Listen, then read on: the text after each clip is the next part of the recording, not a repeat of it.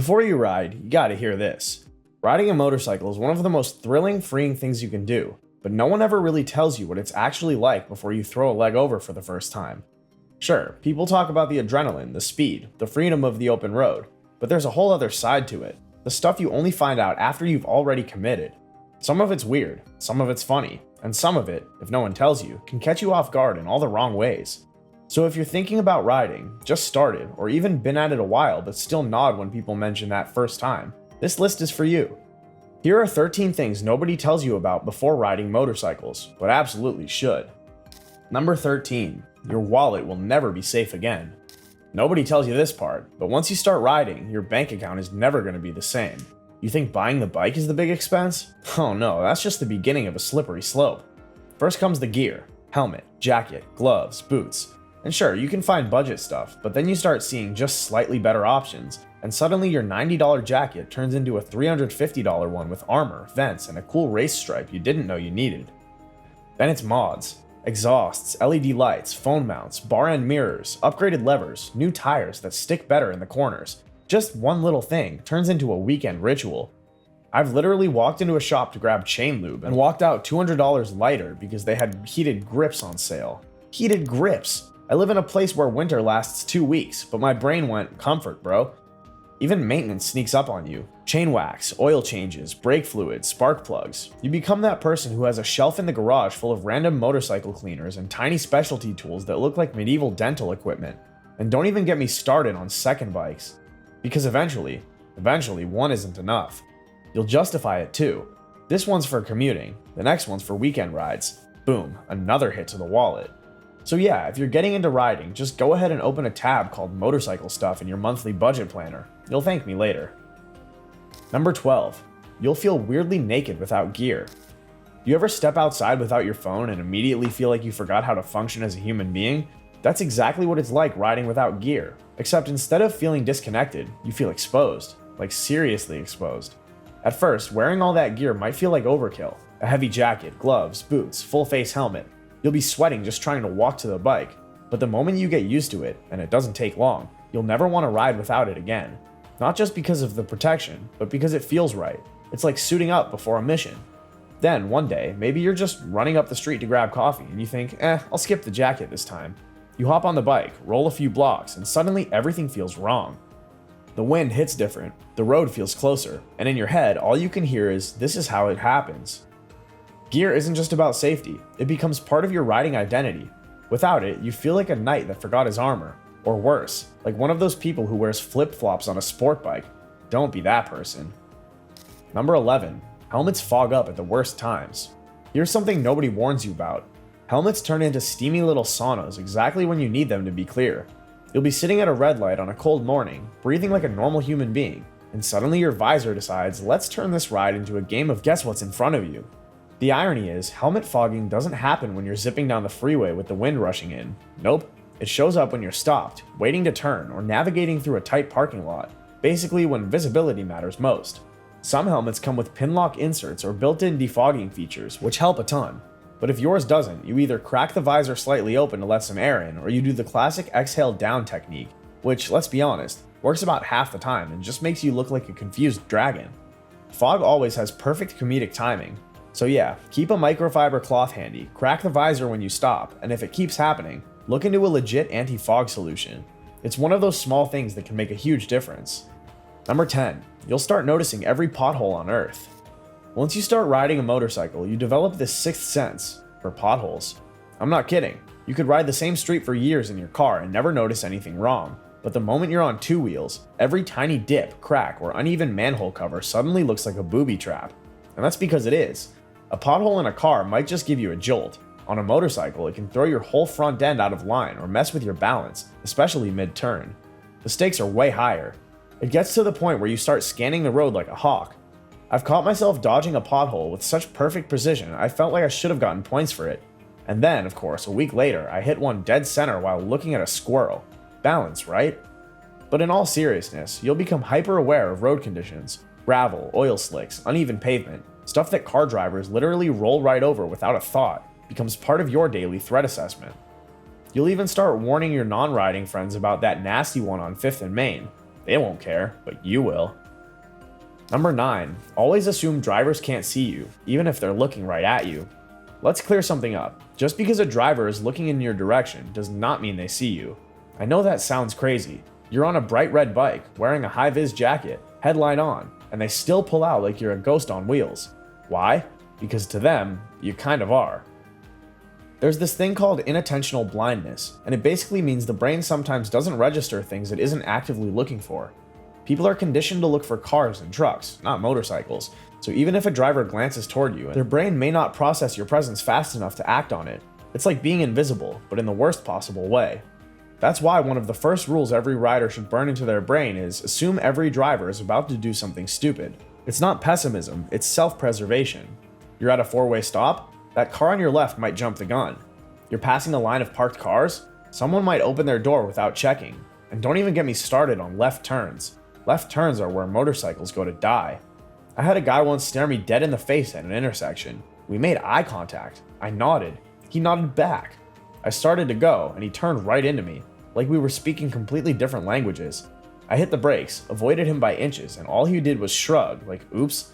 So yeah, make eye contact if you can, but don't trust it. Look at their wheels, their hands on the steering wheel, the body language of the car. If you think they might pull out, slow down.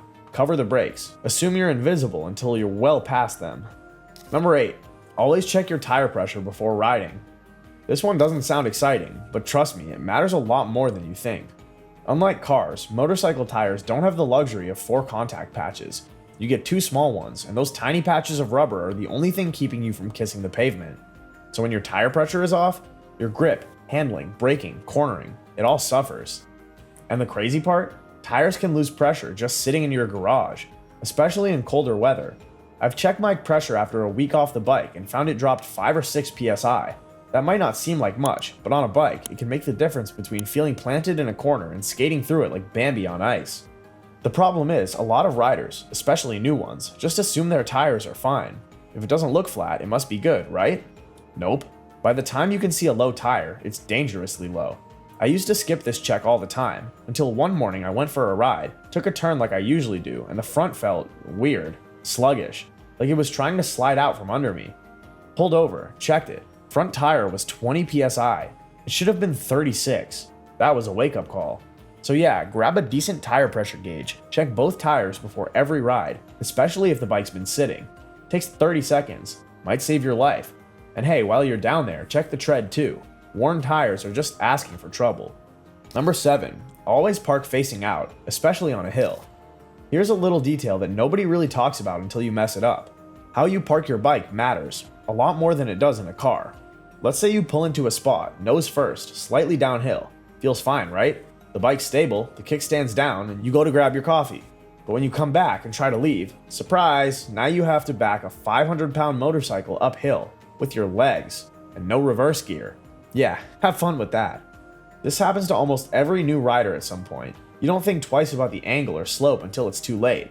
And let me tell you, trying to push a heavy bike backwards out of a tight spot while people are watching is the kind of workout that makes you question all your life choices. That's why the golden rule is always park your bike facing out, especially if there's any kind of incline. That way, when you're ready to leave, you can just hop on, fire it up, and roll out like a pro. Bonus tip, leave the bike in gear if you're parked on a hill. That'll keep it from rolling, especially if someone bumps it or the kickstand isn't perfectly planted. It's the motorcycle equivalent of setting your parking brake. And honestly, after the first time you wrestle your way out of a bad parking job while sweating through your gear, you'll never make that mistake again. You'll scout parking spots like a sniper. Incline, angle, traction, nothing gets past you. Welcome to the club. Number 6. Don't learn emergency braking in an emergency. There's something about riding that gives you a kind of invincibility complex, until the first real oh crap moment slaps you back into reality. And nothing exposes that faster than emergency braking. When a car suddenly pulls out, or someone slams their brakes in front of you, your reaction needs to be immediate, controlled, and precise. But if you've never practiced braking hard before, your instincts are probably going to do the exact wrong thing. A lot of beginners either grab the front brake like they're panicking, which can cause the front wheel to lock and slide out, or they just stomp the rear and hope for the best, which usually leads to a dramatic but completely ineffective skid. And the worst part? That moment is not when you want to be learning. You don't want to be testing how hard you can squeeze the front brake while a truck is crossing your path. So here's the deal. Practice emergency braking in a safe, empty parking lot. Get used to how your bike behaves under hard braking. Feel how the suspension dips, how your weight shifts, how much grip you really have. Learn to modulate the pressure, not just yank it. That way, when something does happen, and it will, your hands already know what to do, and you won't end up testing your jacket's abrasion rating on the asphalt. Number 5. It's illegal to carry a passenger without foot pegs. You ever see two people riding on a bike and think, man, that looks sketchy? Sometimes it's not just sketchy, it's illegal. If your motorcycle doesn't have passenger foot pegs, it's not designed to carry a passenger. That means if you toss your buddy or girlfriend on the back and take off, you could be racking up fines and putting someone in serious danger. Think about it, passenger pegs aren't just a courtesy, they give the passenger a place to brace themselves and stay balanced. Without them, they're basically just clinging to you for dear life while their legs dangle near moving parts. That's a disaster waiting to happen. There are also legal implications. In a lot of places, if you carry a passenger without proper foot pegs or without a seat actually designed for a passenger, you're not just breaking a minor rule. You could be ticketed for improper equipment, endangering a passenger, or worse. And if something does go wrong, you better believe the insurance company is going to have a field day with that. So if you're thinking of riding 2-up, make sure your bike is built for it. That means a proper rear seat, foot pegs, and ideally some grab handles or something for the passenger to hold onto. Oh, and make sure they wear gear too. A helmet and shorts doesn't count. I once saw a guy with his girlfriend riding pillion barefoot, like it was a beach day. I couldn't even process it. Bottom line, passenger safety isn't optional. If your bike isn't set up for it, don't do it. Number 4, never ride when you're tired. This one's easy to overlook, especially for people who ride early in the morning or after a long day of work. You think, I'm just tired, not drunk, I'll be fine. But honestly, riding while tired can be just as dangerous as riding impaired. When you're tired, your reaction time drops, your focus narrows, and you start making lazy decisions, like taking corners a little too hot, forgetting your turn signal, or zoning out while traffic around you is doing 60. On a motorcycle, those tiny lapses can turn ugly in a split second. The scary part is how subtle it can be. I've gone out for a short ride after barely sleeping, thinking I'd just shake off the drowsiness. Next thing I know, I'm staring at a green light like it's a riddle, or missing a turn I take every day. You think you're alert, but your brain's running at half speed, and your body knows it before you do. And don't underestimate physical fatigue either. Riding is physically demanding, especially in hot weather or heavy traffic. If you're mentally alert but physically drained, your coordination and awareness will take a hit. The best move? If you're tired, just don't ride. Take a nap, grab a coffee, wait until you're fully sharp again. It's not worth pushing through a foggy ride just to get somewhere faster. There's always another ride tomorrow, but there might not be if you fall asleep on 2 wheels today.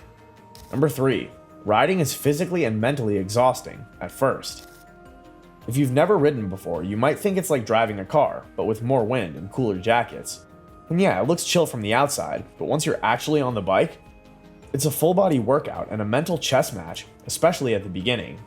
Riding isn't just about twisting the throttle and cruising into the sunset. You're constantly scanning for danger, watching road conditions, adjusting your balance, feathering the clutch, managing speed, checking mirrors, listening to the engine, all at the same time. And unlike a car, there's no power steering or cushy suspension saving you. It's you, your body, and the bike.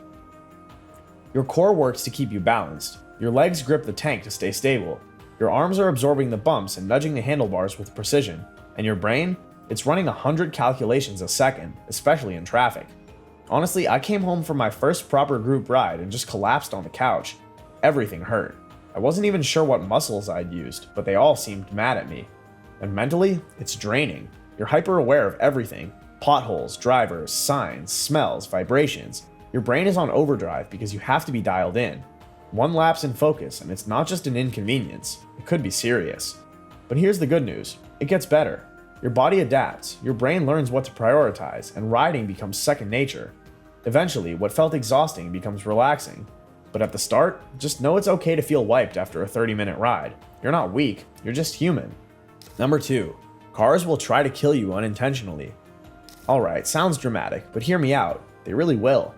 Now, most drivers aren't evil, they're not sitting behind the wheel plotting your demise. But the truth is, cars are driven by people, and people are distracted, impatient, and straight up oblivious sometimes. The number of times I've nearly been taken out by someone on their phone or blindly merging like it's a video game, it's scary. And the worst part, a lot of drivers will look right at you and still pull out.